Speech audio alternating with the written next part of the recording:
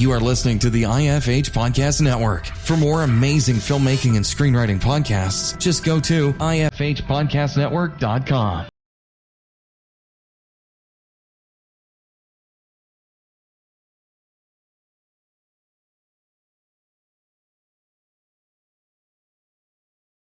Play button and listening to my podcast, the Dave Willis Podcast.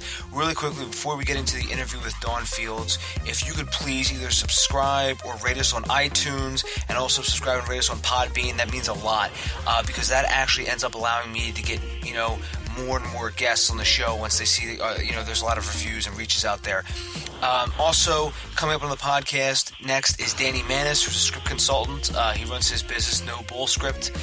And also, coming up on the podcast on later dates is Andy Weir, who his latest movie is being produced by Ridley Scott, based upon his book, The Martian. And also coming up on the podcast is Ken Davenport, who's a Broadway producer. And as always, please feel free to always friend me on Facebook, or if you want to follow me on Twitter, that's fine too. All those links are in the show notes right here on Podbean. And all right, let's get into the show with Dawn Fields.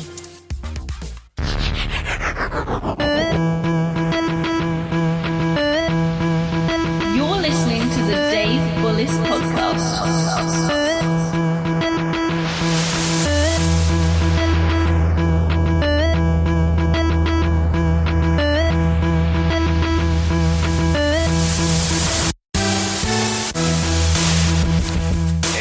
Joining me today is Dawn Fields. Dawn is a Los Angeles-based producer, writer, director, and owner of the feature film production company Palm Street Films. She has over 20 years of experience working as a producer, writer, director, assistant director, editor, and she has a background in acquisitions and development. Dawn has raised over $100,000 for her short films exclusively through Indiegogo, and she has also worked for such companies as Lucasfilm, 20th Century Fox, TriStar, ABC, NBC, Aaron Spelling Productions, and Morgan Creek. Dawn, how are you? Hey, good morning, Dave. I'm great. How are you? Pretty good, thanks. It's actually snowing right here in PA. Oh, goodness. Okay. Well, it's cold here too, but everybody just laughs at us when we complain about the cold in LA. Yeah, I think the high today is going to be like 7 or 8. No way. Yeah. Oh, gosh. Okay. Well, I'm going to stop complaining then about how cold it is here. So Dawn, just to get us started, could you give us a little bit about your background? Yeah, sure. Of course. I started in the film business in Atlanta, Georgia in the early 1990s when all of the Hollywood companies were coming out to Georgia to take advantage of the fact that it was a right-to-work state, the fact that, people were more cooperative. They actually got excited to give you their location. And so there was a lot of good energy and spirit going on there. So Georgia really attracted a lot of big budget films that were coming through the South in the early 90s. Excuse me. And I started out as a production assistant, and it was funny because how that happened was growing up, my dad always told me I should be an actress. And so there was a film called Love Potion Number 9, which was in town shooting at the time. That's the film that actually launched Sandra Bullock's career, and was written and directed by the wonderful Dale Launer. It was actually his directorial debut. He's a prolific writer and moved into directing.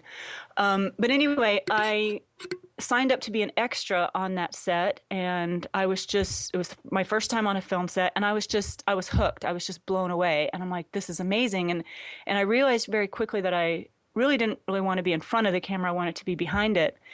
And so one of the PAs that was in charge of the extras, I was just really taken with, and I said, how did you get your job? This looks really fascinating. And he said, well, it literally is who you know. And I turned to him and I said, well, I know you. And he literally got me my first job in the business. And the first thing I got hired to do was go to Anne Bancroft. Anne Bancroft played Madame Ruth. And my first assignment was to go to her hotel room and read lines with her. And that was really an amazing experience. And she was a wonderful, wonderful person, and I'll never forget that. And then from there, I got assigned to extras casting, and I got a lot of experience in the whole world of extras casting, which is a brutal job, and I have mad respect for the people who do that work.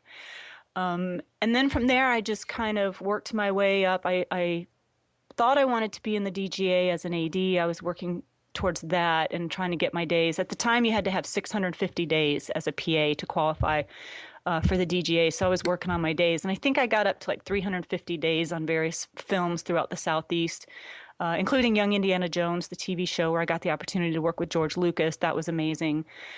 So I thought that was the path I wanted to take. And then after I worked all those PA days, I started like wanting more and to move up the ladder. So I started being a first AD on some short form projects like short films and music videos and commercials and industrials and stuff like that. And I realized very quickly that I couldn't be that close to the camera without wanting to be involved in the creative decisions. So that's when I moved into producing with the, realizing that being an AD wasn't necessarily the career path that I wanted to take, but it was definitely something I enjoyed. So, that was absolutely amazing. You got to, read lines with Anne Bancroft. Yeah, it was. And it was very hard for me when I heard that she had passed. That was tough. I didn't know her that well, but still, whenever you meet someone and you kind of share a bond with them, you feel like you know them. And she was a wonderful, wonderful woman, and that was a tragedy for sure. Absolutely. I'm sorry, Dawn. Did I cut you off there? I'm sorry if I did. No, not at all. Okay. I thought, I'm sorry. I sometimes have a tendency to do that, just to interject. No, please. I like that because I don't want to feel like I don't want you to feel like you can't get a word in edgewise. I don't want to just talk and talk and talk. But I tell you, I could. I have so many stories and I have so much to say about this business. I could talk for days. So feel free to cut me off anytime. Well, that's good. Stories are good because I always say, people want to tune in for the guests, not me, because I have a very nasally, high, whiny voice. And I like your voice. Oh, thank you. When I'm playing these podcasts back, I'm like, oh my goodness, this is what I sound like. Oh God, I'm the same way when I see myself on camera. I can't stand it. Once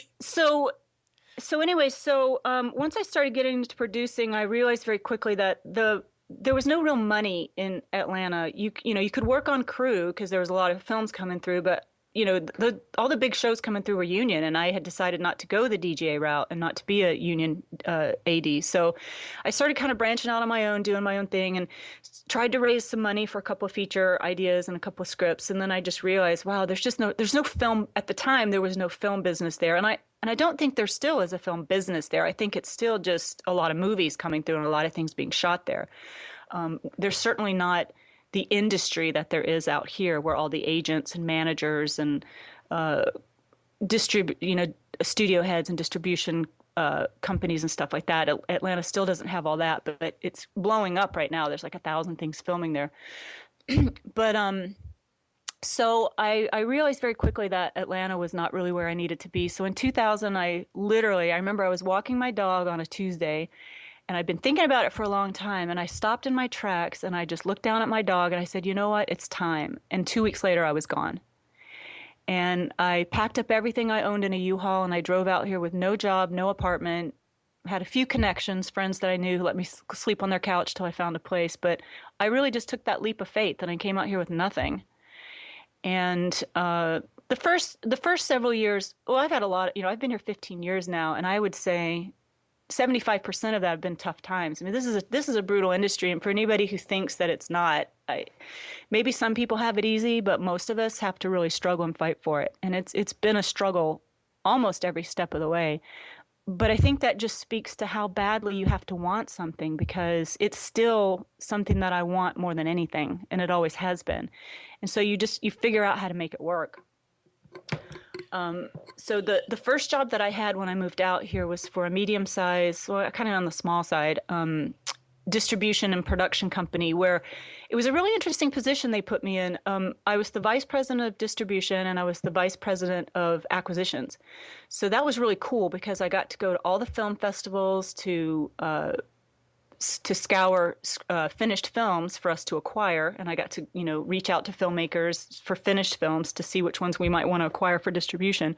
But I also got to go to like pitch panels and meet with agents. I was whining and dining agents a lot and looking for scripts that our production arm could produce. So that was like a really great experience, and quite honestly, they paid me pretty well. It was a really nice base salary plus commission. Which was real. So it's really kind of a nice job. But again, I found myself like missing being in production. I was working in an office all day and I was helping other people with their films, but I wasn't being able to do my film. So that, even though that was a great job, it lasted about 3 months. Excuse me. And then I left that job and decided I wanted to do my own thing. So I found a couple of scripts that I really liked, was in development on those for quite a while. And before I knew it, like several years had gone by and I still hadn't produced anything. I was ADing here and there just for freelance and helping people here and there with their shoots, but wasn't really doing what I wanted to do. So I remember it was in 2012, I believe, late 2012, I finally just said, you know what, I've had enough. I just want to make a movie. And by this time, I had acquired over 5,000 friends on Facebook. Well, right at 5,000 friends because they cap it at that. But I had reached my 5,000 limit of friends on Facebook, which was an account I created. Like, I had a friends and family account when I first moved here, but my friends and family, I think they got tired of me only talking about film all the time because that's all I talked about. So about 5 years ago, maybe it's been more now, I created a Facebook profile for myself just to interact and engage with other filmmakers.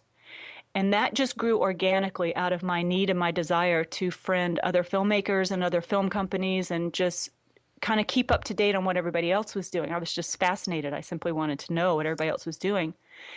And that, in a crazy way, just organically grew to the point where I now have almost 5,000 friends. I have to keep it limited so I can add new people as I actually make friends, not just connections, but actual friends and people I know. So I have to kind of keep that limited. But several years ago, Facebook opened up subscribers and people could follow you even on top of friending you. And really quickly, I had amassed over 12,400 people as subscribers that are all in the film business.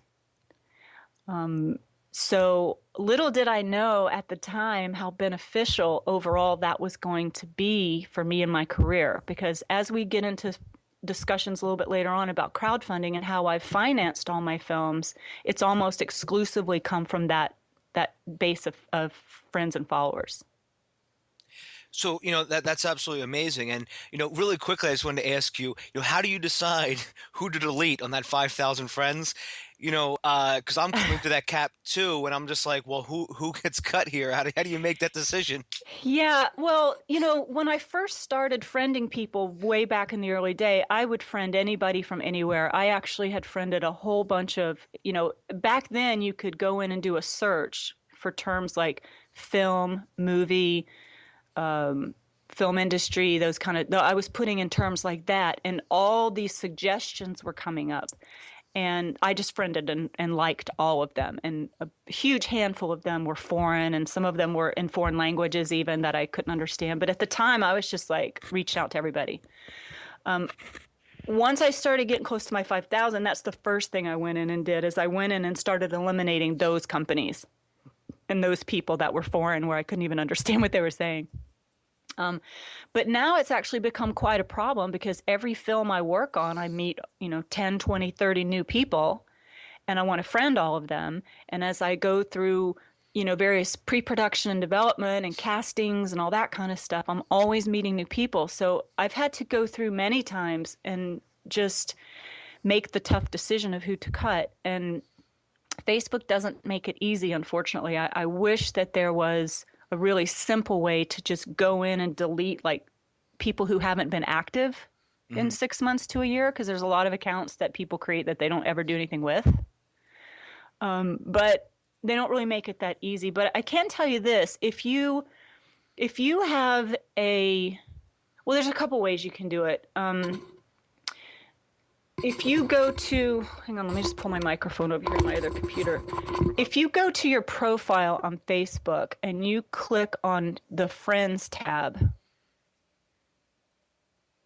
there's a couple of categories there. You can bring up your friends. If you'll notice, you can bring up recently added. You can bring up work friends, college friends, high school, current city. There's a couple of other followers, following. There's several selections there. It will group them by that. And Facebook's algorithms are such that the people you interact with most are going to come up first, and everybody else comes up after. So you could conceivably go into any one of those categories, or just look at your friends group as a whole and just scroll all the way down to the end. And that's going to take you about 15 minutes, probably if you have 5,000 friends. But you can scroll all the way down, and you have to look at the people too and make sure. But for the most part, the lesser active people are going to be down at the bottom, and then you can click on each one of those and decide if you want to friend them or not, or unfriend them. That's interesting because in Twitter makes it a lot easier because you can use different programs like Manage Filter or Flitter, I think it's called, and then you can actually just see who's been inactive for 3 months, 4 months, etc., and you can follow those people. Don't we all wish Facebook would do that? Facebook, I don't think wants you to unfollow people. Is probably their whole thing. But yeah, I wish it were that easy. But I think that you shouldn't be friending people you don't know anyway. But but the truth is, it's kind of ridiculous that Facebook limits people to 5,000. That's never made any sense to me. How they want to control how many friends I have. Yeah, what I've been doing is with close to my 5,000 friends limit, I've started to realize, like, I think a lot of friends from high school probably, like, I don't talk to most of them anyway. I mean, most of them found me. Like you just said, I usually only friend request people that I know or have met at a networking party or have met somewhere else, and then I'll friend request them or etc. But a lot of, and also, I think some people too, like you just said with, you talk about his film, like, I talk about his film too. My social media sites are very rarely anything political, or religious or anything like that. So usually it's all film stuff because that's all I want to talk about. I don't want to talk about politics or religion online. You know what I mean? Yeah, I know. And you and I could be fast friends.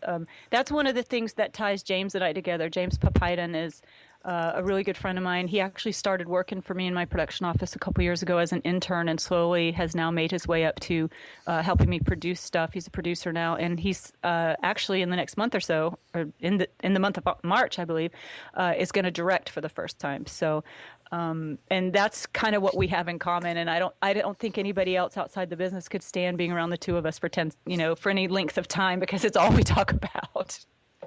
Yeah, I know what you mean. So what my friends talk about too is, we talk about a lot of film stuff and, screenwriting, writers groups, this and that.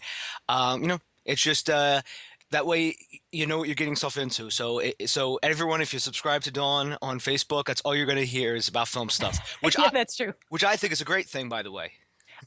However, I will say though that the more I started engaging with my filmmaker friends on Facebook, the less I started interacting with my friends and family. I'm sad to say I don't even use my friends and family account anymore. So what you'll find on my Facebook account now is it's kind of a mix. I do talk about, the foods I like to cook and the things I like to do for fun, and I do, and my opinions on things. So it has kind of become a hybrid because, I do so many crowdfunding campaigns and I do so many things like seminars now. I'm doing seminars now, and I have a script contest. I don't want people to think I'm just trying to be a business and shove all my business stuff in their face. So, I just, that's my only account now, and that's where I share it's really become my personal and my professional profile. Because I'm on it all the time. I don't have time to go back to my friends and family anymore. It's very sad. They all miss me. But I keep, most of them are friends on my my filmmaker Facebook as well. So I always tell them if they want to know what's going on with me to click on that one and join that one. And most of them have. So. Yeah, that's a good way to keep in contact too. Is honestly, I tried to have multiple Facebooks, and that wasn't gonna. That just, I was like, man, this is a lot of work. So what I did was, if anyone wants to keep in contact with me, you know what I mean? I usually just post stuff like what I'm doing. Hey, this is what I'm up to. And that's it, and we've caught up. So yeah, that's why I usually post everything I'm doing. So, but yeah. Yeah, and there is something to be said for, your friends and family you should be hanging out with and calling on the phone. So, so I tell my friends and family, I'm like, hey, if you miss me, pick up the phone and call me. You don't have to go to Facebook to see what I'm doing.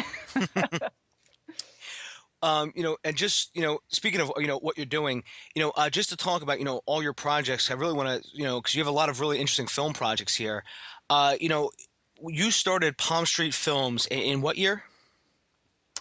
I believe I started it in 2010. I had another production company before that called Glass Mountain Entertainment, but we never really had any projects that we ran through there or had anything really happen with it. We were more in just development on things. So I don't even remember why I ended up closing that one and changing the name, but I did. I guess just rebranding, remarketing.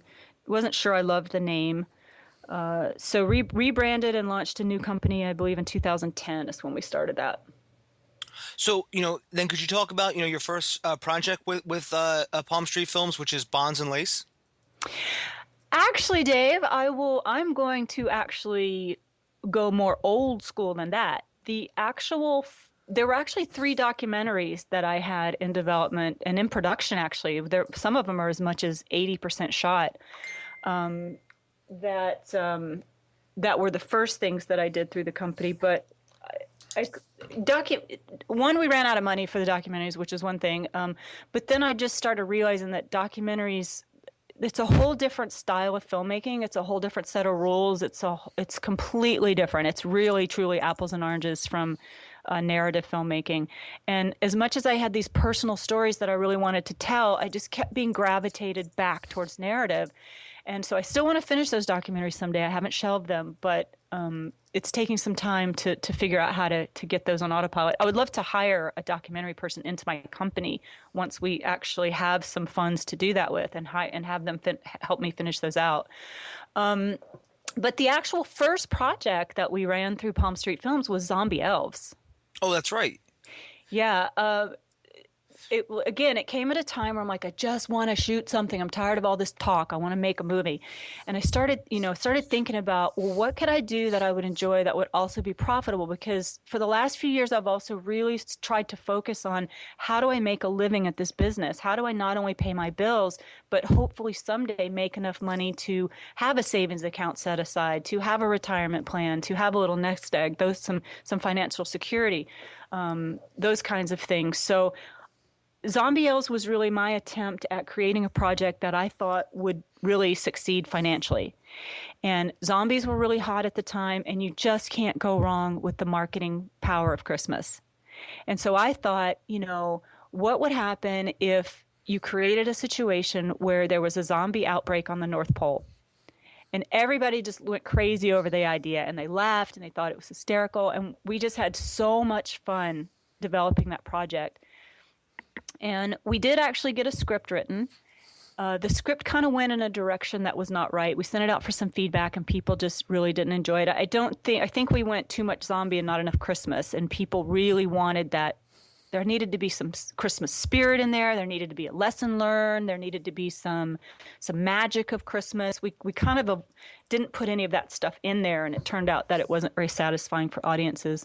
But Zombie Elves was actually my first crowdfunding campaign, and I made a ton of mistakes on that campaign. That's part of where I start my seminars now, is talking about Zombie Elves, and that's really the campaign that I learned all my lessons on. Yeah, I remember Zombie Elves. I actually donated, and I still have that T-shirt.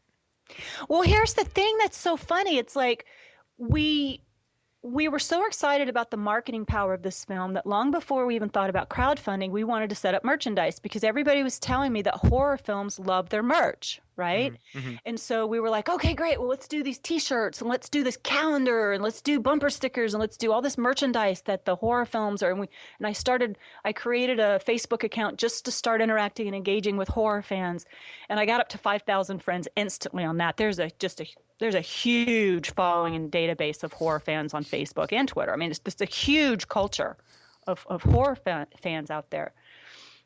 So we had started creating all that merchandise before we even decided to do crowdfunding. So that's part of the reason we're like, look, we have all this merchandise we're creating. Crowdfunding makes sense because we can offer all those things as perks.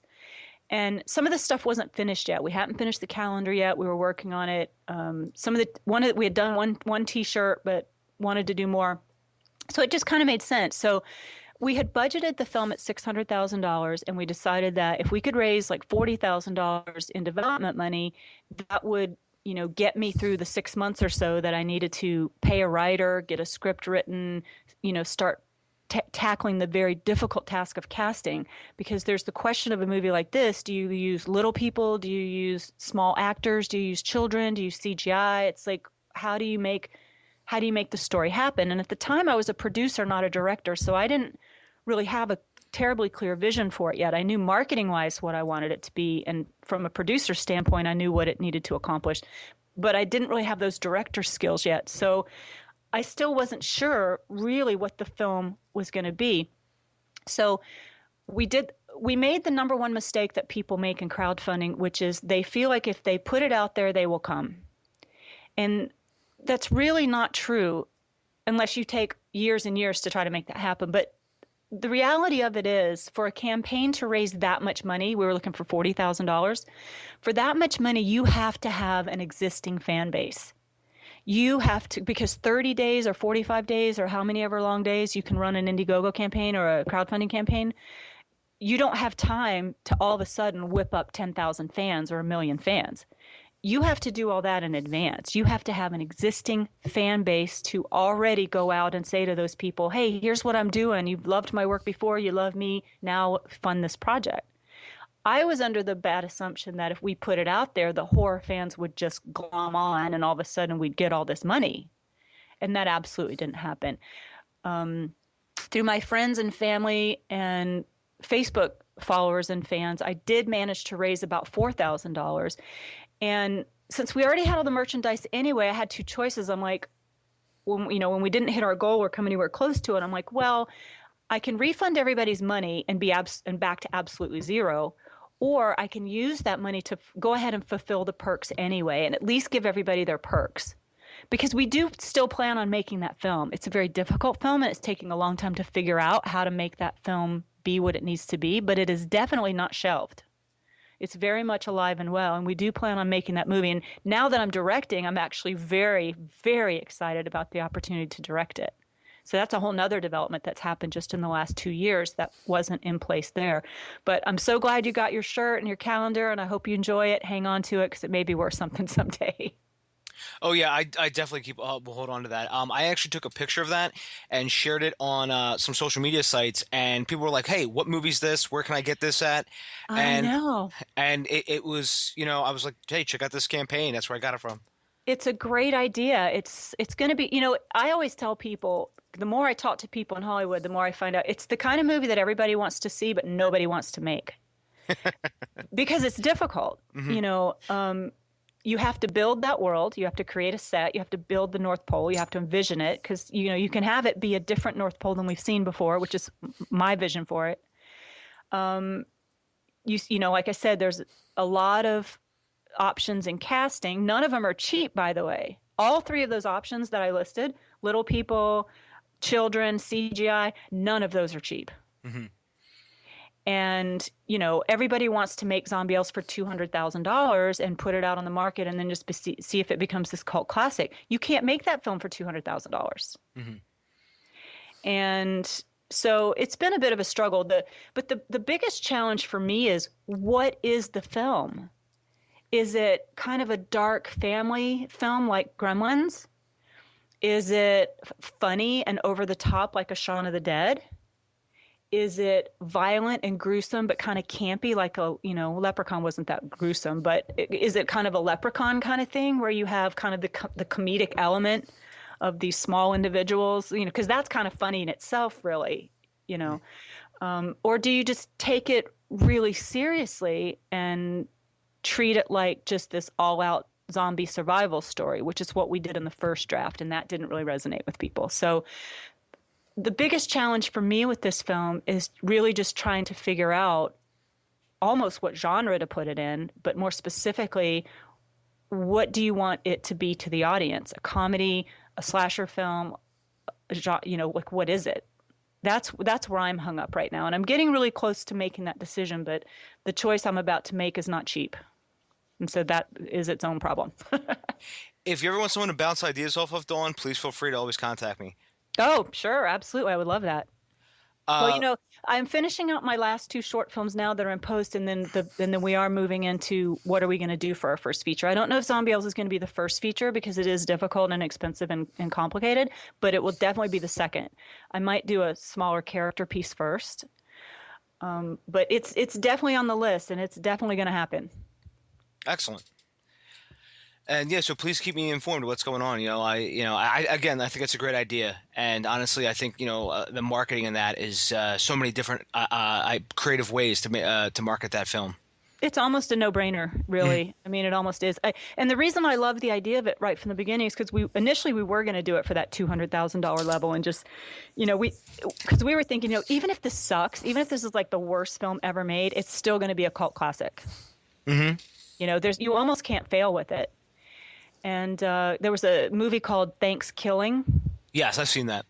Kind of like that. I mean, they just went in so tongue-in-cheek, so campy, low production value, but those guys were just having fun and, kind of poking fun at the genres and all that kind of stuff. And it blew up and it did really well. And they ended up doing a second movie. So, but I have, now that my tastes have evolved, and I don't think I was ever really comfortable going that route with that film, because that's not my style as a producer or a director. My style is high production value, high quality.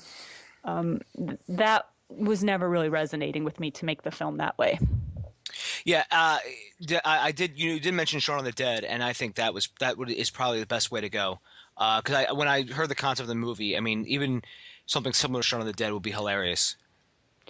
Well, it would, but honestly, the difficult part is I've had the honor of working with several little people throughout this process. We did some castings. We actually, in our Indiegogo video, needed someone. We did some zombie walks where we had some people dressed up as zombie elves, and that was really funny, and people loved that, and they took a lot of pictures. But I have a huge amount of respect for them, and I just want to be very careful in this film that we're not poking fun at them. It's like I want if we do go with little people as the elves, I want to treat them with the utmost respect, and I want them to be serious characters and have serious storylines and character arcs and emotional conflicts and interactions with each other. And so it's like I teeter back and forth on how funny do I really want it to be. There's some, you know what I'm saying? It's like it's a challenge. It's a real challenge. Yeah, I definitely know what you mean. And you're always wanting to know that you don't actually make fun of them, but I honestly I think you would hit the perfect mix of humor and horror, and without going over the top. But then again, if you ever want bounce ideas off someone, please let me know. Absolutely, and I appreciate that. And as I've gotten more comfortable in my director's hat, I've realized that almost the thing that almost all my films have in common is an emotional intimacy. Mm-hmm. And I think, well, except for one comedy that I did that really was just kind of a straight out comedy, but all the other films really have a very intense emotional thread to them. So I think a lot of people would question if I'm the right person to do zombie elves, and I would say I absolutely am, because I would bring that to the table. Yeah, I know I know what you mean about sometimes the comedies can just be comedies, because I've done that too. Like I made a short film one time, and it was literally a feature film, and it was literally just going over the top each and every time.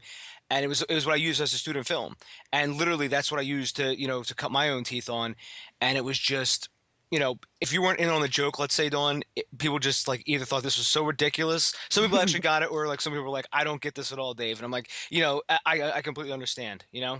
Well, I learned really on when I was in development at that company I was telling you about. I would come across some comedy scripts that I just thought were gold, that I loved, and I would send them out to some agents who specialized in comedy, and they just wouldn't get it. They wouldn't think it was funny. So I learned really early on that what they say is true. Comedy is subjective.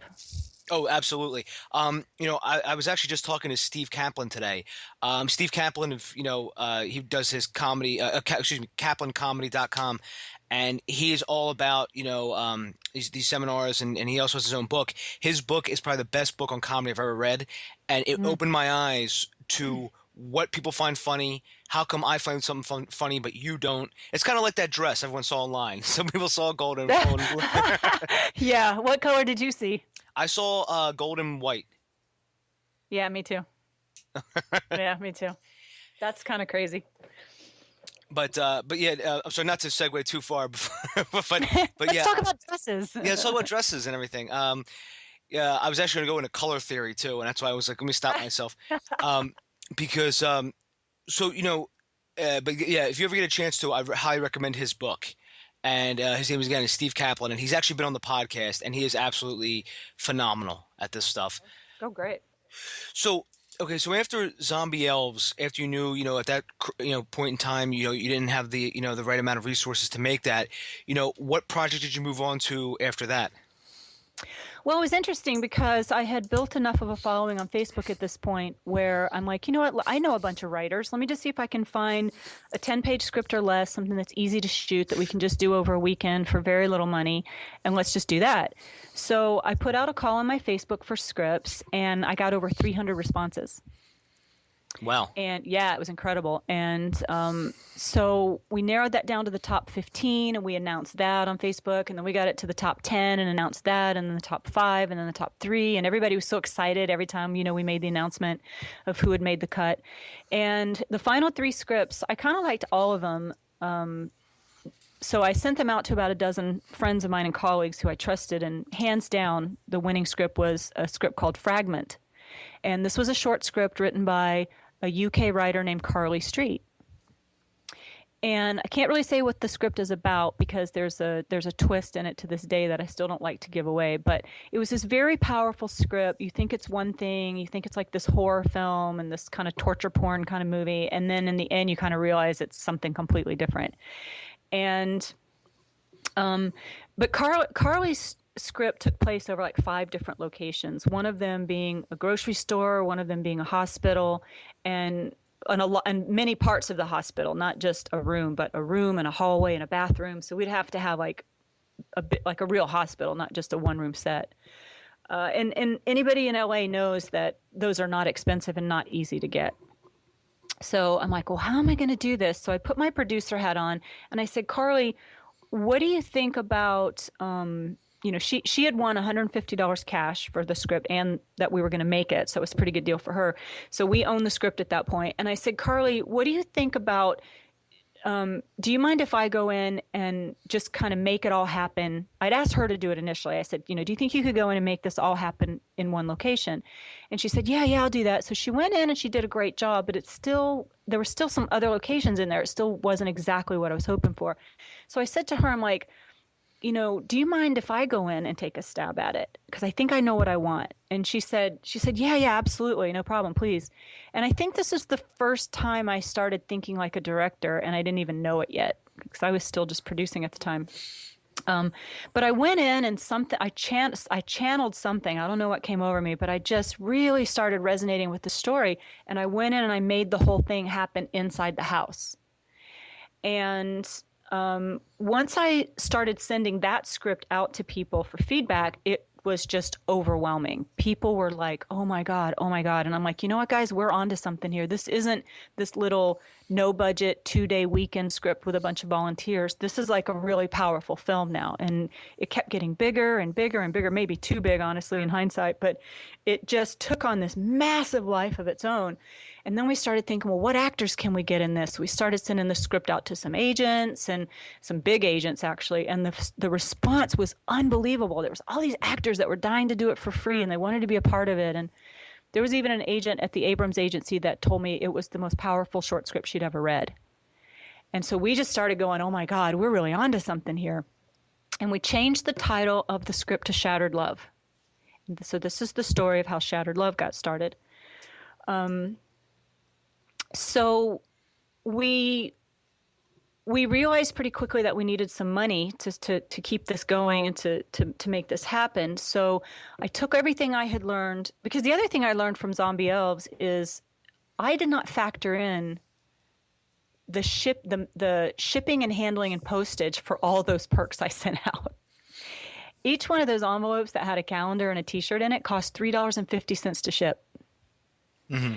And that was in addition to the envelopes, the labels, the time, the cost of putting it all together, the cost of manufacturing the shirts, getting the calendars printed. I mean, it took the whole $4,000 that I raised just to get all those perks fulfilled. So when I did the next campaign, that was the lesson I learned with that is no more physical perks. From now on, I'm only going to give like digital perks and things that don't have to be manufactured or shipped. So that was the second big lesson. The first is have a fan base first. And the second is limit the stuff you're actually manufacturing and shipping out, because the cost of that will be 30% of what you're trying to raise.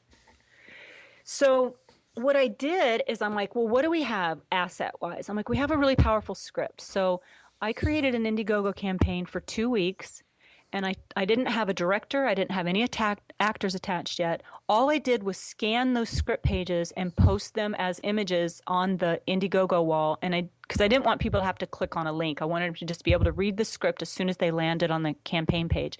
And in 2 weeks, I had raised over $5,000. Just based on the strength of the script. And the script, by the way, was only 7 pages. So that was our first funding campaign. Then we got some actors attached. We got a director attached. We ran a second 2-week campaign and raised another $5,000. And then, but from that point on, everything started growing. We wanted the best DP. We wanted the best location. We wanted insurance. We wanted to be able to pay people. We wanted all this kind of stuff. Next thing we know, we have a $60,000 budget. And I think in hindsight, honestly, it just got too big for its own britches. It just kept getting bigger and bigger and bigger. And honestly, I think the film itself probably would have been better off in the long run if we had just done it really small and simple with unknown actors right from the start. It certainly would have saved us from the calamity that happened shortly afterwards. But anyway, so we had cast some name actors that we ended up not really resonating with. Through the course of the rehearsal process and some other processes that we went down, we decided that we kind of weren't happy with the direction that the film was going in. I wasn't happy with the director. I had gone through 3 directors at this point, and all of them had disappointed me, had tried to change the script. The one thing we knew was solid was that damn script, and they kept trying to change it. And that was a huge sticking point with me. So we just kind of stopped the whole process, let all the directors go, let all the actors go. I'm like, this isn't working. Well, we kept one of the actors. We kept the female lead actor because we always really liked her a lot. So we shut everything down. We regrouped, and my team kept telling me, they're like, Dawn, you're not happy with these directors for a reason. We think you need to direct it. And I'm like, no, I gave up directing a long time ago. I didn't do so well my first time out. I realized I was a better producer than I am a director. It's like, I don't know if I want to go down that road again. But they're like, no, you have a vision for this. You have to do it. So I stepped up as director. We hired some unknown actors, cast some unknown actors. We raised about, by this time, including the money we had already raised, plus the new batch of money to shoot on, we had raised about $50,000.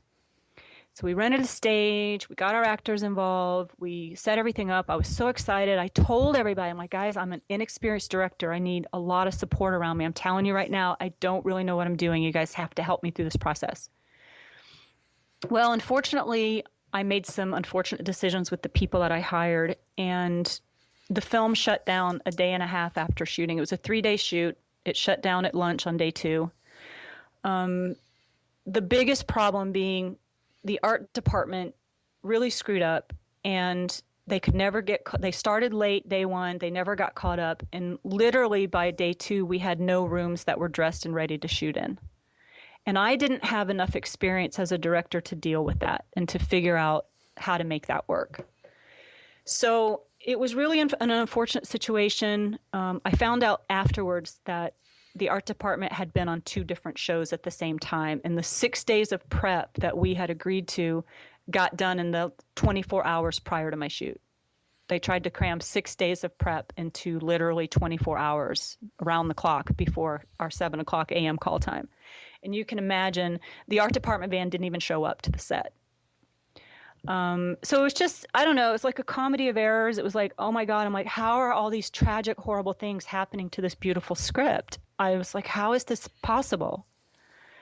And about 16,000 of that money had been crowdfunded. It was people who donated. And so I was heartbroken. I didn't know what to do because, and tens of thousands of that was money that I borrowed, that I put in, that I had to pay back personally. So it was heartbreaking. It was absolutely the most devastating thing that's ever happened to me. And I blamed everybody else at first because I was angry and I was upset at the financial loss and the fact that my film had gone through that. And I went into a deep, dark place for about 3 months. I curled up into a ball, and I went to a really dark place. And I finally started accepting my responsibility as the director. Because the thing about directing that people don't understand, it's one, it's a very vulnerable position, and two, you're responsible for everything that goes up on the screen, whether it was your fault or not. Mm-hmm. Other people can make mistakes and not do their jobs, but it's still your fault. Now, the good news is that if it does go well, you also get most of the glory. So it's kind of good news, bad news. But on that particular film, I think people particularly pointed the finger at me.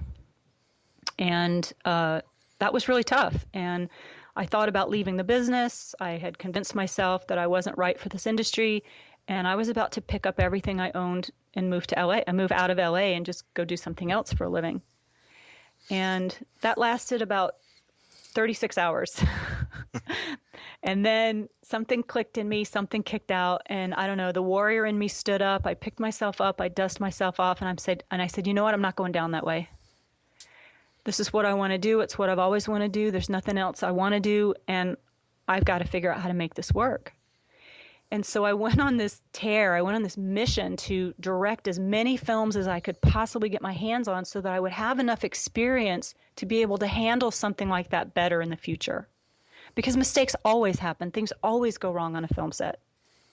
And I just wasn't ready to handle it. I wasn't prepared. Didn't have the experience. And I felt an obligation to all the donors who had donated to that film. I mean, I could have just shut it down and not moved on and said, okay, guys, it's too bad. This mistake happened. We had some people that screwed up. I screwed up. Our bad. My mistake. That we're going to accept that loss and move on. But that's not who I am, and that's not what I'm made of. I'm like, I'm going to get this movie made if it kills me. Literally, I said that, and I still to this day mean it. I meant it when I said that.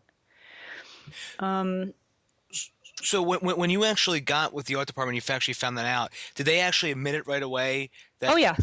Oh, okay. Oh, yeah. I had no idea, actually, and I kind of wish he hadn't told me, because when he told me, I went ballistic. I was, oh my God, I've never been so angry and so upset in my life. It's when he admitted it. Wow. Yeah. I mean, that is, one of the, a pretty bad story, because, some other people have been on too. They've had, share their war stories as well. And,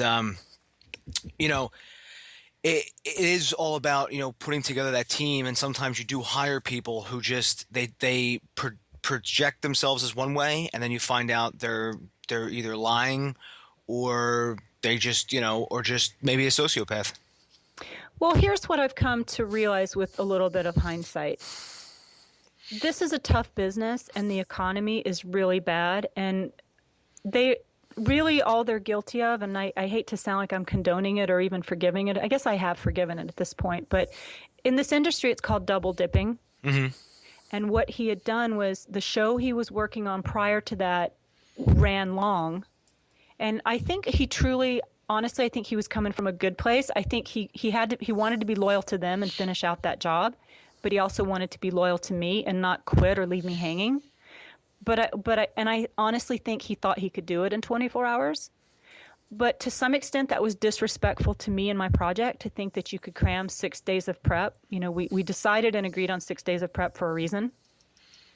It was a big show. It was a huge art department show. We were working on a set, and everything had to be built and set dressed from scratch. It was a huge job, and he had 4 people on his team to make that happen on the day. But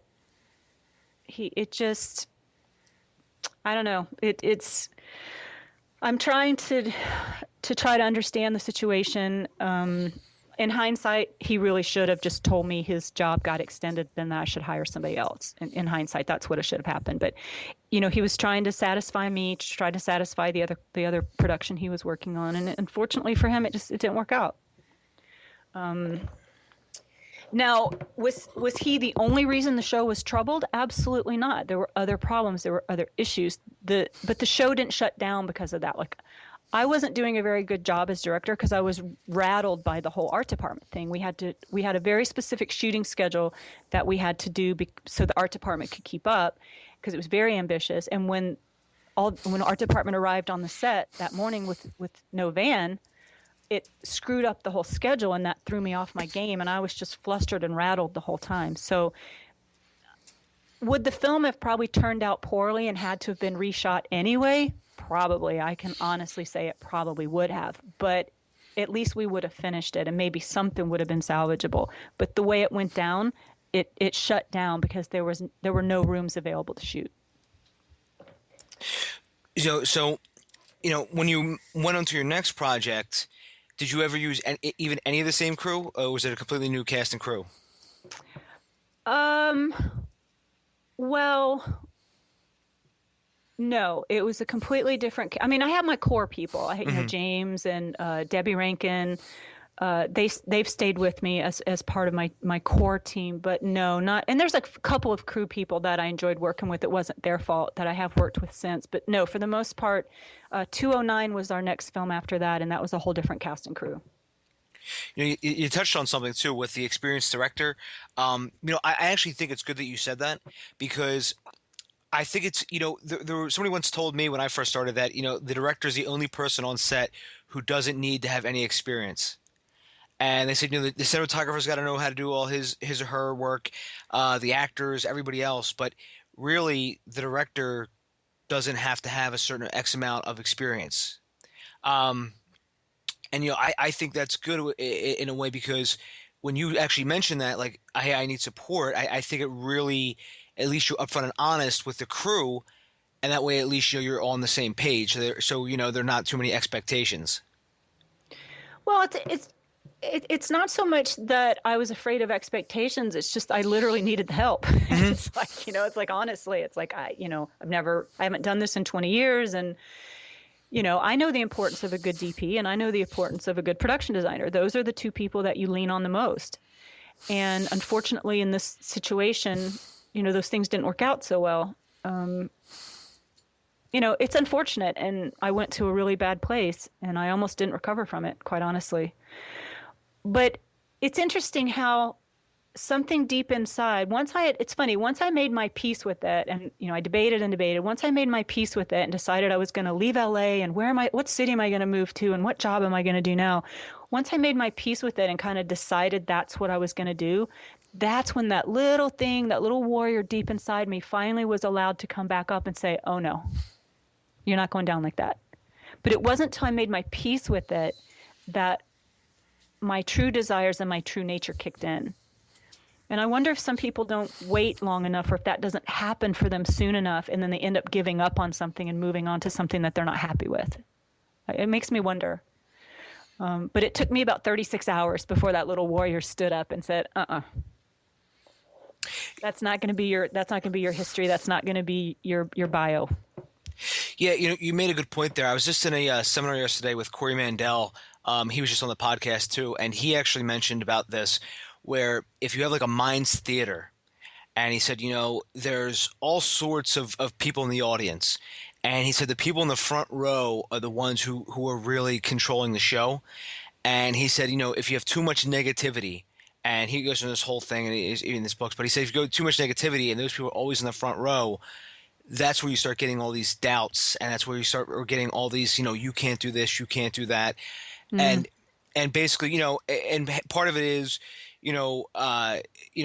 not only just our self-doubts and self-sabotage, but it's just, almost like our body's natural way to react sometimes is almost like a fear response. Yeah. So, and he says, these things all tie in together, and which is why, sometimes we're writing, you're saying, oh, this sucks, and some people never come back. I mean, I've known screenwriters who they started writing a script, and they started before me, and I run into them nowadays, and it's just I'm not in it anymore. I'm doing whatever now, and it's I always find that kind of interesting. Mm. Yeah, and like I said, it makes me question: do people wait long enough sometimes for that warrior to kick in, or they just give up? I don't know. Maybe some people don't have it. I don't know. So so after Shattered Love and you finally were able to pull yourself together, what project did you work on after that? Well, I was determined at that point to prove that the film didn't shut down because of me. Would it have been poorly directed? Probably, because I didn't know what I was doing and I didn't have the right support around me. But I really wanted to prove that I have 20 years of experience in this business. I've worked on big budget movie sets. I know my shit. I was trained by some of the best ADs in this country. I know how movies work, and I know how a film set works, and I know how to get a movie made. So I just became hell bent on proving to people that I was capable and I was able to do this. So um, I was inspired by a workshop that I took one day to write a script called 209. And 209 was a very simple story, two guys in a hotel room. And my theory was, what's the worst thing that could happen between two dudes in a hotel room who have come together for some very dramatic reason?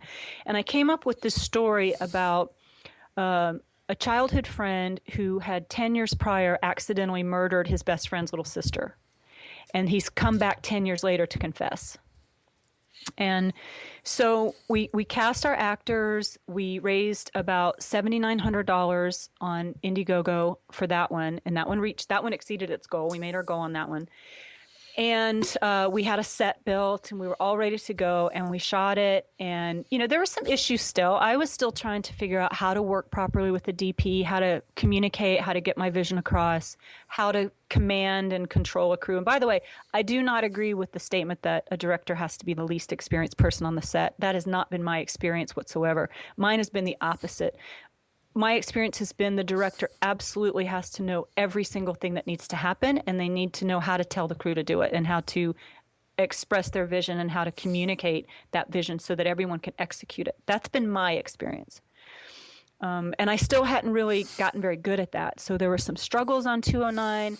It didn't really turn out the way I wanted. The story, I think, was still smaller and more contained than I had hoped. And it just wasn't the redemption piece that I wanted it to be. And I was very much seeking redemption at this point. I was hell bent on redemption at this point. It meant everything to me. I was determined to build up a good director's reel to prove myself. So James and I had many, many conversations about do we attempt it again? What do we do? Do we just let it go and move on? And at the end of the day, we both agreed that the kernel of the 209 story was good enough where if we embellished it more and really took that little seed of an idea and really fleshed it out, it could be like this really moving, impactful film. And so we made the decision, even as tough as it was, to not rewrite, but to embellish the script, make it longer, build more character arc, more character background, more character history, really tell that whole complete story, not just a moment in time, but build this whole story and raise the money again and shoot it properly. So that's what we did. And 209 became Found. And I'm extremely proud of Found. We just submitted it a couple months ago to the 2015 Idlewild International Festival of Cinema.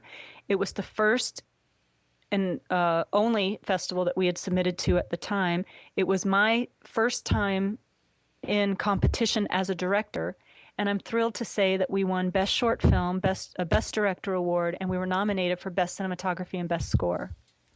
Oh, wow. Congratulations. Thank you. And it changed everything. I mean, that redemption that I was looking for and that success that I was hoping would launch me and kind of make me relevant and make people take notice, that film did that. And that was exactly what I wanted it to do. I wanted a film to do that. And if it wasn't going to be that film, I'd have to just put all my efforts into the next film and make that film the film that did that. But fortunately for us, the very next film that we launched after Shattered Love shut down ended up, even though we went through a lot of trials and tribulations and quite a bit of expense with it, ended up being a huge, phenomenal success. And it's blown me away. It's exceeded all my expectations, and it's finally giving me a little bit of sense of confidence that I can do this, even though I know I still have so much to learn. So, when did you actually make Fragile Storm with Lance Henriksen? Okay, so what had happened was when so we had done, because there was a time where I'm like, oh my God, this is like crazy. Shattered Love didn't work out, and then 209 wasn't the film I wanted it to be. It's like, oh my God, it's like, do I really even need to be doing this kind of work? But what I realize now is I'm a fighter and I'm a survivor, and I will do whatever it takes to make my films the absolute best movies that they can be. It's not about me. Maybe it's a little ego driven. I think everything in this business is. But I'm hell bent with every project I work on to make it the best film it could possibly be. And we never intended on not shooting Shattered Love, reshooting Shattered Love. I just needed to put some time and distance between me and that project.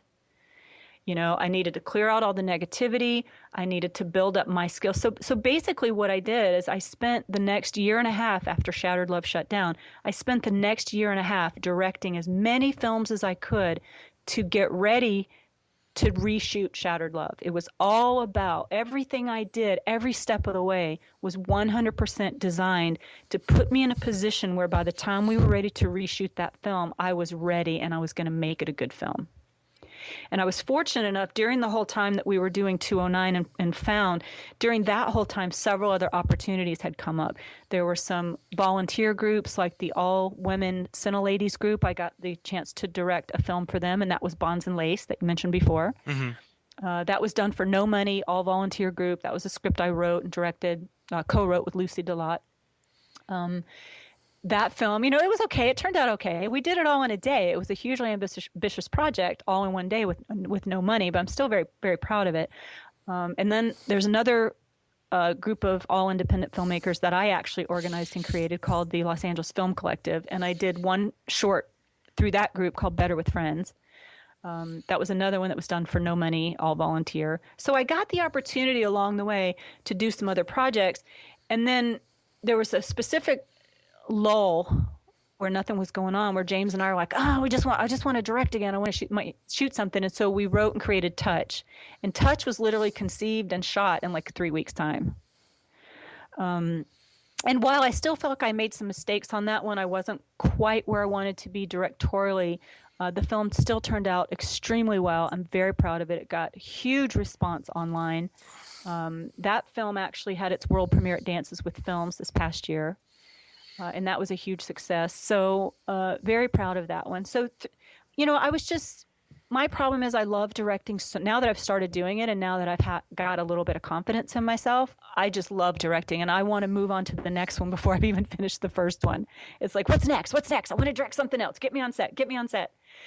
So that's caused a little bit of a problem, actually, in that we shot way too many films back to back, and then they got bottlenecked in post, and we're actually still dealing with that a little bit now. But getting Found out the door was a huge accomplishment, and that was, I guess, a huge catalyst to moving forward with everything else. But to answer your question, there were all these other projects, including a short film that I really wanted to do, but I felt like Shattered Love was still had to get done, and it was still there. And I realized that part of the problem was there were some casting decisions that we made when we used those unknown actors that when I looked at the dailies of the stuff that we did shoot before we shut down, it just wasn't working for me.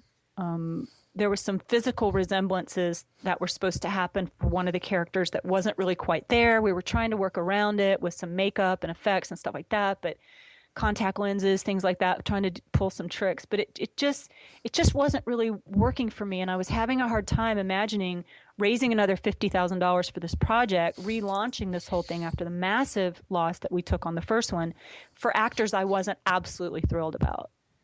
And I realized that was holding me back, and it was paralyzing me, and it was keeping me from moving forward with the project. So again, James and I, much debate. We had many, many discussions about it. I had become friends with these people. I was loyal to them. I love them to death. But it just came down to I had to do what I had to do that was best for the film. So I made the calls. I picked up the phone, and I told the actors, much to their heartbreak, unfortunately, and this was so tough to make this call, that we were going to recast them. And at this point, I'm feeling like such a loser. I'm like, oh my God, I've had to recast all these actors. The film shut down. I fired 3 directors. It's like, oh my God, this is such a mess. But it's amazing because once I hung up the phone from those phone calls, that little warrior jumped back up again. And I made those calls the end of August, and by the end of September, we were shooting. That's how fast it happened. Because once I was unburdened from the things that were really kind of holding me back, I was like a locomotive, and everything just went on hyperspeed. And so while I initially wanted to use unknown actors for this film, I started thinking at this point, it's like, you know what, we've invested so much money in this film at this point. It's like, we need an actor, we need a name at this point to just really, you know, give the film some credibility, to kind of raise the bar. It's like, you know, it just felt like the right thing to do. And as we were researching actors in that age range, Lance Henriksen came across our radar. And as soon as I looked him up, I mean, I knew who he was, of course, but I hadn't, like, as soon as I looked him up, like what he looks like now, I was like, that's it. That's the character. That's Norman. And I'm like, and we were still talking about some other names, but I'm like, no, nobody else makes sense. Nobody on this planet makes sense but Lance Henriksen. He's our guy. He's the one. And I literally told my people, if we don't get Lance, we're not doing the film. And so we picked up the phone and we called his manager, and she loved the script. And it was a tough negotiation because, you know, these guys don't work for free, and they very rarely do short films. So it was a tough negotiation, and we ended up not being able to negotiate. I tried and tried and tried, but, you know, basically at the end of the day, you have to give them what they ask for. And we did. And, you know, the other thing that we had to do was a pay or play, which is very typical. And that was very stressful on me. But in a way, that's what helped it happen so fast, is because once we had to lock into a shoot date, you know, paying his fee and being locked into a shoot date, that'll motivate you. I'm telling you right now, if you're having trouble getting the film made, just lock yourself into a pay or play date with the big actor and you'll get your film made. And that's what happened. So, you know, 30 days later, we were on set and we were shooting. And Lance Henriksen is so amazing. It was my first time working with a name actor, and he's so passionate. He's so dedicated. He's so talented, and also just a beautiful spirit and a beautiful person. And everybody on set just fell in love with him, and the girls were all like these, you know, crushes on him, and they were like, you know, it was just like, it was wonderful. And the chemistry between him and our actors other actors was amazing. And unfortunately, because of the rate we had to pay, we could only have him for 2 days. And the film was never scheduled for less than 3, and we even wanted 4 at one point to shoot it. So I unfortunately had to go back and shave back the script a little bit, make it a little bit more lean, and so that the scenes we did shoot in 2 days weren't really compromised. But I'll be the first to admit, you know, we were pushing it to shoot this film in 2 days. So, you know, I think there's a few things that got sacrificed along the way story-wise, but I think to have Lance Henriksen in our film and to still have the film tell the story, the amazing story that we were trying to tell, it was completely worth it. And so that film got shot at the end of September, and we're currently in post-production. Awesome. And, you know, excuse me. You know, it's great that you were able to get Lance Henriksen. I've heard nothing but amazing things about him from people who've worked with him. He's unbelievable. He really is an amazing person, and we were totally blessed that he agreed to do our script. We really feel very fortunate. So, you know, just, you know, and again, you know, congratulations on everything with Found, and I'm glad, you know, you're able to get, you know, your redemption, and you're able to, you know, actually prove to yourself you can do this, and, you know, forget those negative voices that, you know, we all face sometimes. So, you know, recently you've started your own fund your own short film seminar. Yes. And this is what I want to talk to you about with terms of crowdfunding. You know, I saw you actually, you know, did a live event of this. So, meaning in person.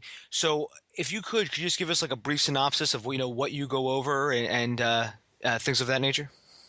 Well, yeah. Teaching has always been something that's been a goal of mine because I really, truly enjoy it, and I find it extremely rewarding. And ever since I've moved to LA, as you've heard from my history, I haven't really gotten the credentials, to teach and to justify charging people for a seminar, you have to have a certain amount of credentials. And that's what I was working towards and trying to build up this past decade, and it was just a real struggle. Finally, with Found being made and winning awards and doing as well as it did, plus the fact that I've crowdfunded now 8 short film projects, actually 8, yeah, actually eight of them we crowdfunded. I feel like I have some knowledge now and some credentials to speak knowledgeably about that particular subject. So I'm very clear about I'm only teaching raising money for short films because I have not raised money for a feature, and I think that is different if you're trying to raise more than like $50,000, $60,000. And I've never used any other platform other than Indiegogo. So in my classes, I'm very specific, and in my marketing, I'm very specific to tell people this is a specific class on how to raise money for a short film on Indiegogo. And the amounts of money that I feel like I can specialize in helping people raise is between $5,000 and $10,000. That's a real sweet spot with me. I feel like I could raise that much money for a film like every time. Where I've gotten into trouble, and I'm also very honest about this in my seminars, where I've gotten into trouble personally is trying to raise money in the amounts of $30,000 or more. Mm-hmm. I've raised up to $25,000, but not in one single campaign. That's where I have a sore spot. And I think part of that's because it's for a short. Although there have been several people who have raised more than $50,000 for their shorts. And I can speak to that, and I can tell them what I think they need to do in order to make that happen. But it's a different process because there's raising money inside your circle, and then there's raising money outside your circle. And to hit those high numbers of 20, 30, 40,000 or more, you have to go outside your circle. You have to hit communities and organizations, and you have to get press and publicity and marketing, and that's like a whole nother animal. Mm-hmm. But I can speak to that. I do understand that. I've just never actually done that. In the 2 campaigns that we did try to run that were 30,000 or more, there were various reasons those campaigns didn't succeed. But what I like to do in the seminar is I use those as as examples to show what does not work, because it didn't work for us, and I know exactly why it didn't work. So I think sometimes you can learn from people of what to do, but I think you can also learn from what not to do. Like I could tell people all day long with my experience with Shattered Love, I'll tell you what not to do. So Dawn, now that you've had some of these live seminars, are you planning on having any online seminars for people who couldn't make it out to LA? Yeah, it's really funny. When I posted the first live one on Facebook, I was like, oh yeah, hopefully all these people in my area will come. But what happened was everybody started sending me emails and messages going, I don't live in LA, but I really want to take this class. And so I'm like, maybe I need to do an online version. And everybody was like, yeah, do an online version. So I'm like, okay, well, that might actually even be more popular because a lot of my followers aren't in LA. So I've been working real hard on an online version, and I'm actually launching tonight, as a matter of fact, my very first webinar. It's Secrets to Funding Your Short Film on Indiegogo. And it's going to be tonight from 6:30 to 8:30 Pacific Standard Time. So that's Los Angeles time, 6:30 to 8:30 live webinar that you can sign up for and interact and ask questions and all that kind of stuff. And that's posted on my wall and on my website. Okay, excellent. And I'll make sure to link to that in show notes as well. Yeah, that would be lafilmseminars.com. You can register there, or palmstreetfilms.com. You can register there as well. Awesome. Cool. And so yeah, go ahead. I'll make sure to link those in the show notes, by the way. Oh, that'd be great. And speaking of Palm Films, by the way, is there just to get to your short script competition? I know you've held this for a couple of different held this for a couple of years. Is there an impetus to any you started this? I mean, I know you kind of touched on that earlier, but is there have you really sort of evolved this? Meaning, like, is there any other reasons why you may have do these competitions? Oh yeah, absolutely. There's a very specific history with these. The first script contest we're calling the one with that Carly one with Fragment and Shattered Love, where I just put out a call on my Facebook. We're calling that our first Palm Street Films contest. Later that year, we got access to a series of standing sets in Orange County, where it's a stage where they've built a couple of standing sets. A standing set is like a pre-built living room or hospital room, or it's a set. Everybody knows what a film set is. It's pre-built sets that all exist in one space, and it's a series of them, like all spread out throughout the space. And we were given access to use one of the standing set space where they had a house. The house where we actually shot Shattered Love, actually, it's the same stage. They had a house, they had a jail cell, they had an executive boardroom at the time, they had a hospital set, and they had even an airplane thing. It's called Silver Dream Factory in Orange County. If you haven't heard about it, it's fantastic. It is within the 60-mile zone. 30-mile zone, sorry. Ask for Roland Canamar. He's a good friend of mine. He's treated us very well every time we've shot there. But we had access to the stage, and we wanted to shoot something last minute. So I put another call out to my Facebook. No submission fee, nothing like that, just an informal call for scripts. And we told people we need a 5-page script, something we can shoot in one day that's set in one of these locations. And we listed all the locations. And John Whetstone was one of my Facebook followers who sat down and actually found this really brilliant way to utilize 2 of the sets. And that was the interrogation. And so Shattered Love was the first script contest, and that film got made eventually into a film starring Lance Henriksen. And then the second contest was the interrogation, which ended up getting made.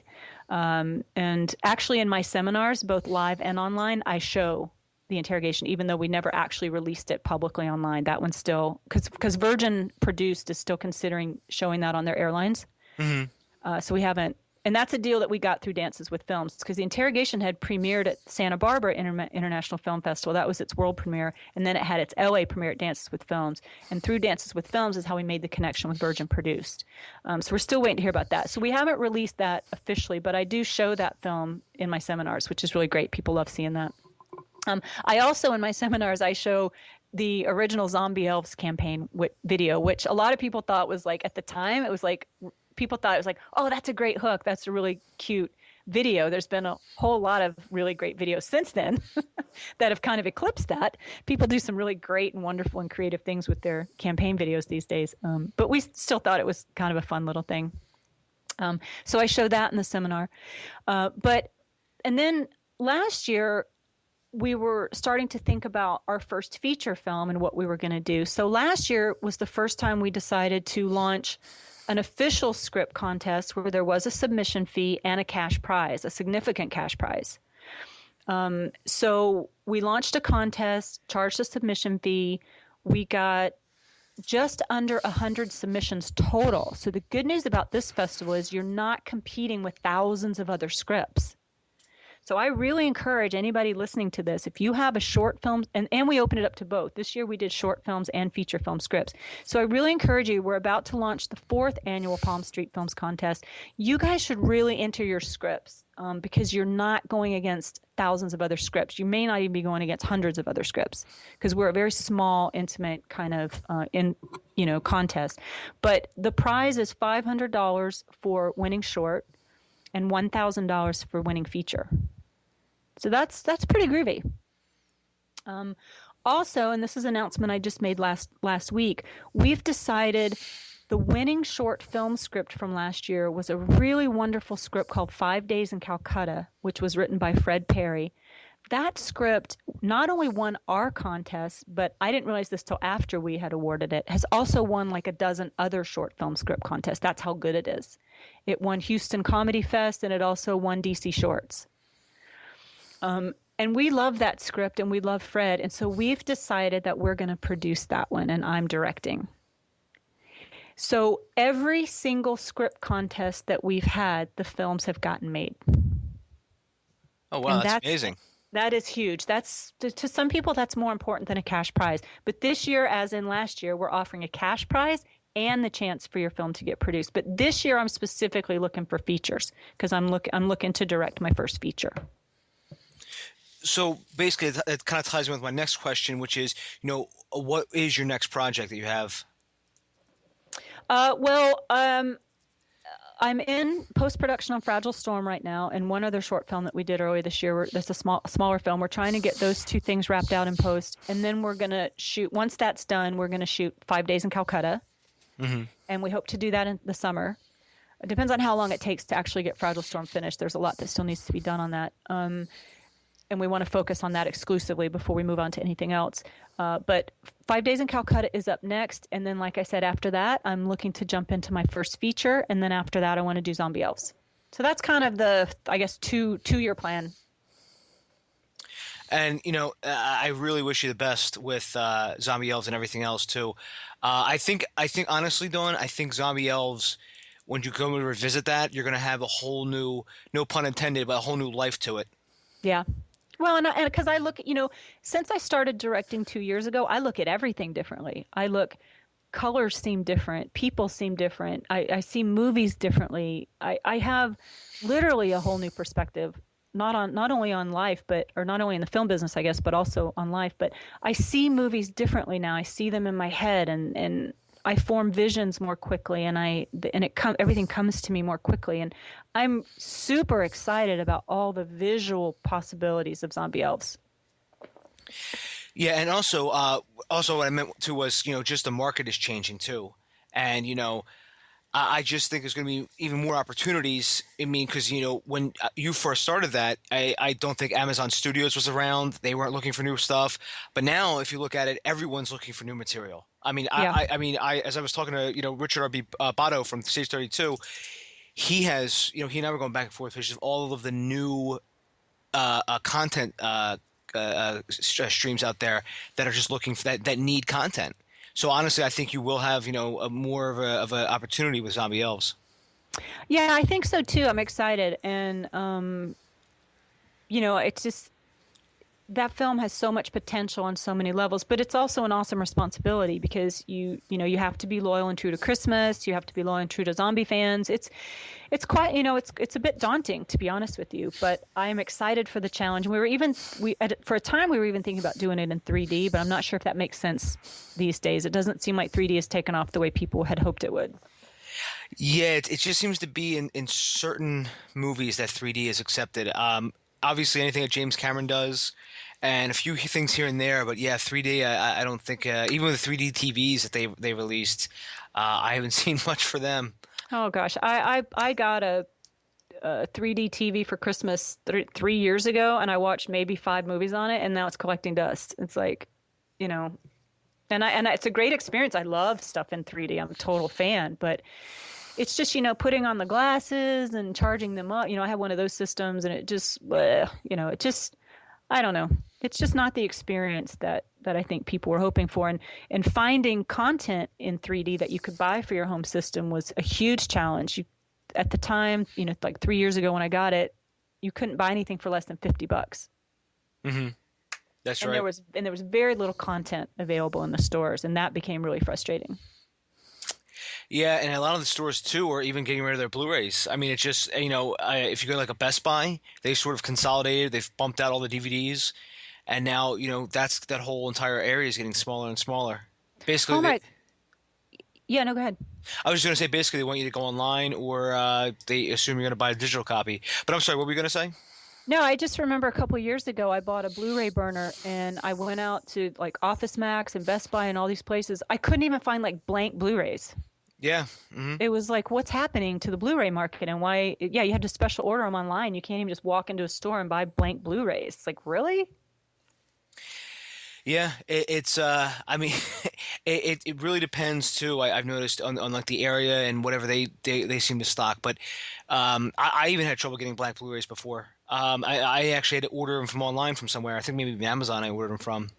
Wow. Yeah. So Dawn, we've been talking probably close to 2 hours now. I told you I'm a talker. So what I might end up doing is I might end up splitting this into 2. I'm not sure yet. When I put these together, I can have a better picture of everything. But just in closing, is there anything you want to discuss that we haven't touched on?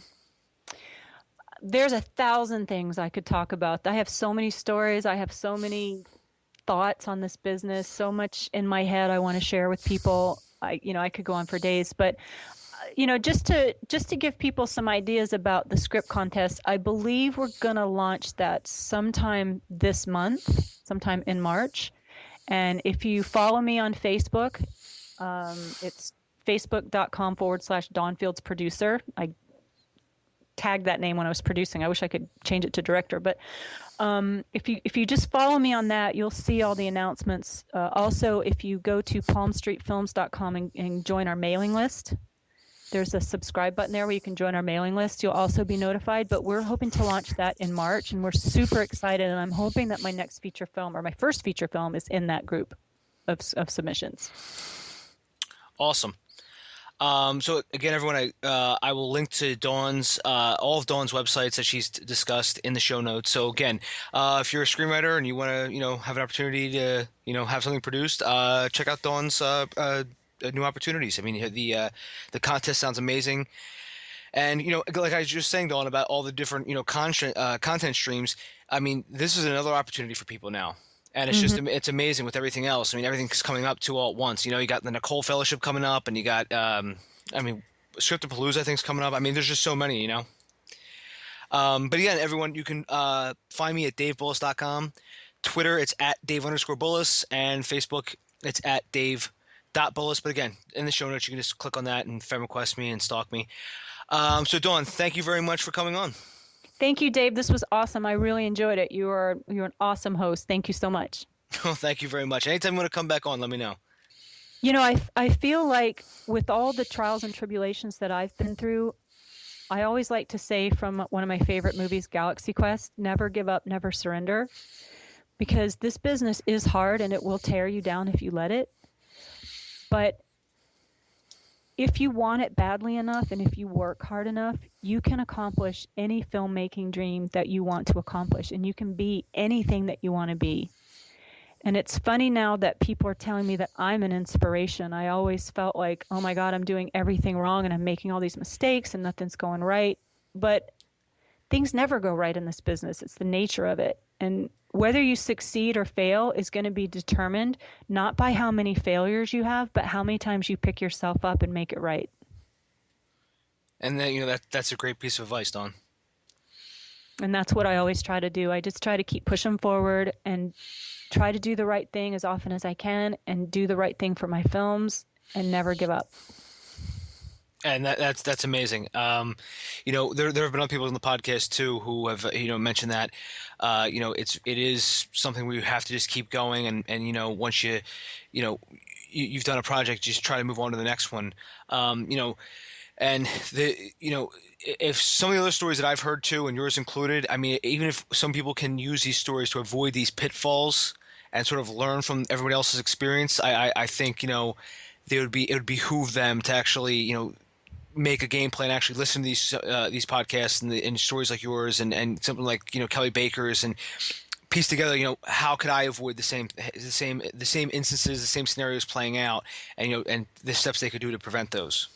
Yeah, it's a tough business. It'll tear you down. It really will. And I feel like if I can direct, anybody can direct, because it does not come easy to me. It does not come naturally to me. I've had to learn it. I've had to practice it. I've had to hone my craft. And I still feel like I may be 25% there. I have not done my best work yet.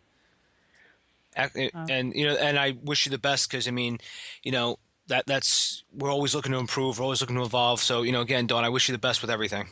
Thank you so much, Dave. I've really enjoyed this. Thank you so much. Find Dave at davebullis.com. Please make sure to subscribe and share the podcast.